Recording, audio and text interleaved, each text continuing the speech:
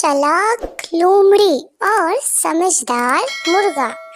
एक दफा का जिक्र है कि एक गांव का एक मुर्गा था। वो अमूमन एक दरख्त पर रहता था ताकि जंगली जानवरों से बच सके। वो हर सुबह सबको उठाने की अहम जिम्मेदारी अदा करता था। एक दिन एक लोमड़ी चलती हुई उस दरख्त के करीब आई जिस पर वो मुर्गा रहता था। लोमड़ी ने दरख्त पर मुर्गे को देखा।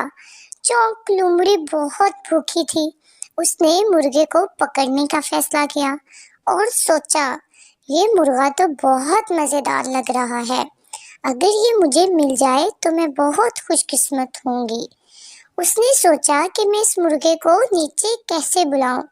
फिर उसे एक तरकीब सूझी।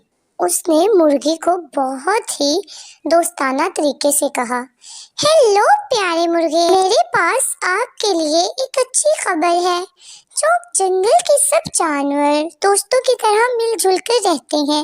मैं इतनी दूर सिर्फ इसलिए चल के आई हूँ ताकि तुम हमारे दोस्त बनो। तुम्हारी बहुत प्यारी आवाज है, नीचे आओ और हम अच्छे दोस्त बन जाते हैं। लेकिन मुर्गा बहुत समझदार था। उसे पता चल गया था कि लोमड़ी झूठ बोल रही है। मुर्गे ने कहा, मेरे दोस्त आ ही रहे हैं, अभी क्या तुम थोड़ा इंतजार कर सकती हो?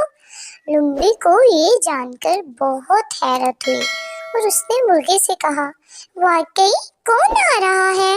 मुर्गे ने दूर देखा और कहा, बिल्कुल, भूखे भेड़िए आ रहे हैं, उनके लिए थोड़ा इंतजार करो।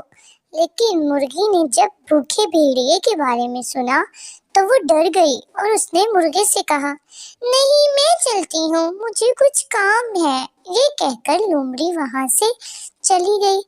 मुर्गा इस पर बहुत खुश हुआ और उसने लोमड़ी से कहा, तुम क्यों जा रही हो?